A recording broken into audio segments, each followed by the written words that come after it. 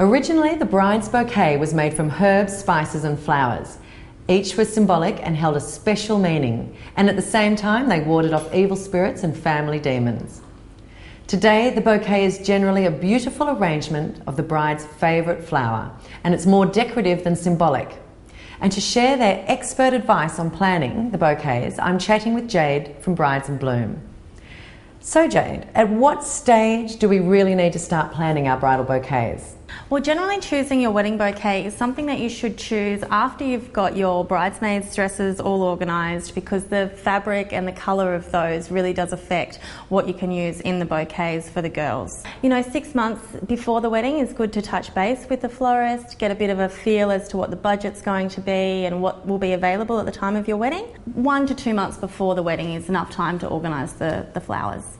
So as the floral designer, what kinds of things do you need to know about the wedding and the bride before you can begin planning the bouquets? Well, we need to know generally if there is a theme that's going to be involved in the wedding. A lot of people will choose a colour or a style, like a vintage style wedding, for example, is a very popular theme at the moment. So something like that is essential for us to know. The date of the wedding, obviously, and where the wedding's going to be, how many people are going to be in the bridal party as well. That's very important to know, and that's probably, enough for a starting point.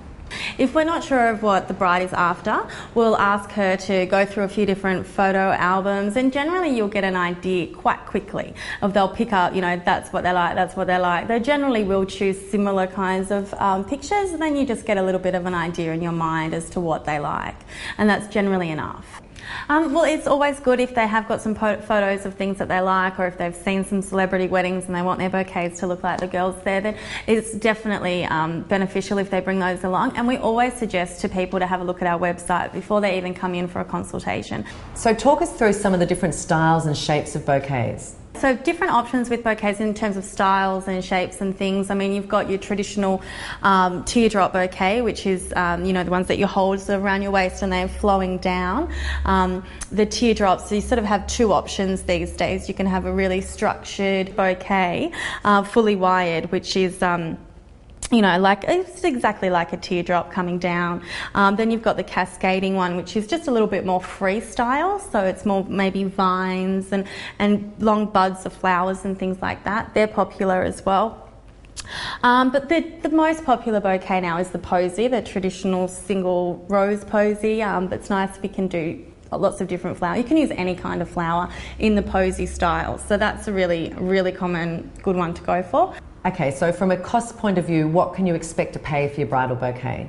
That is a very broad question with the price of wedding bouquets. Obviously, there are so many different aspects that come into pricing out a wedding bouquet, but generally the style is going to affect the price. So something that's natural stem like the posy is going to be a little bit cheaper to get than something that's fully wired like the teardrop bouquet. There's a lot more work that goes into something of that style. So regardless of flowers, something of that is going to cost you more just in the beginning than a posy already.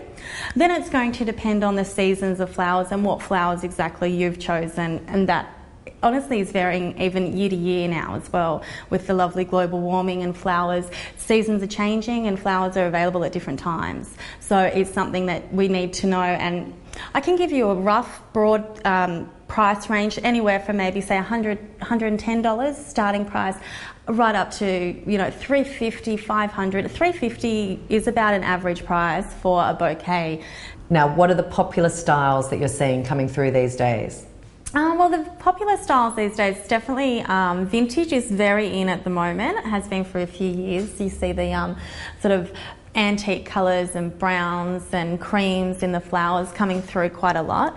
They're beautiful, but the sort of theme that we're noticing more and more these days is the sort of really natural look, sort of like I've just walked through a field of flowers and picked these myself and just put them together.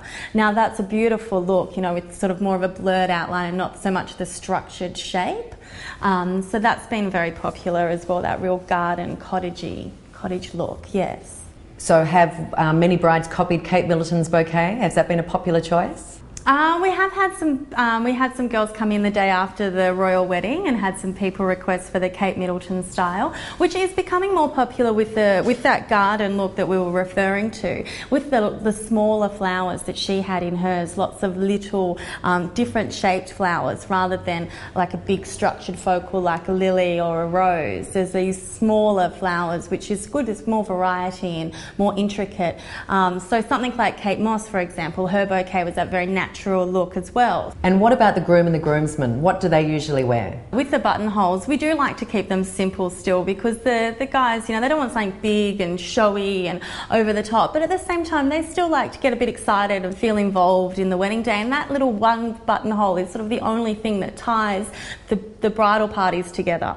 So you still want the groom to have a buttonhole a little bit bigger than the groomsmen, you know, maybe with not just a rose, maybe a bit of berry or some freesia or something with a bit of texture, as well as a nice leaf, and just to tie the bouquets. You'll always have the groom and the bride's flowers matching, and then the groomsmen's and the bridesmaids' flowers will be matching. And generally for the father of the bride and groom as well, you'll just take something from the bride's bouquet and use little buttonholes similar for the dads too.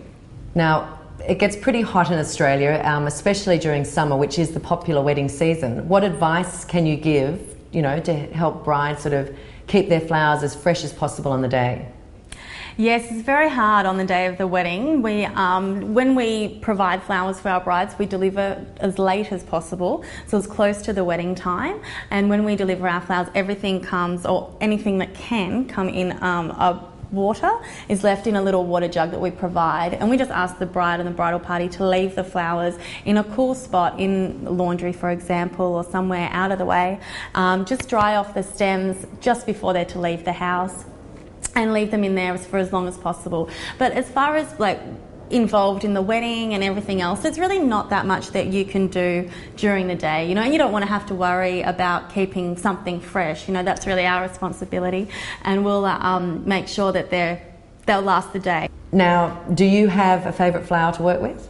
One of the joys of our job, I think, is that we're continually seeing new things come through the market. But this year it's been Gloriosa lilies.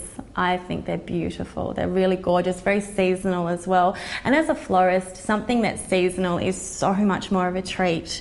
So, Jade, how should we hold the bouquet? Okay, well, unless you have the arm spray style, the general for the teardrop and the posy is very similar. So you want to position it around your waist, middle of the waist, just underneath your belly button, and sort of just point it slightly forwards so that it can be seen focally from in front rather than from you looking down.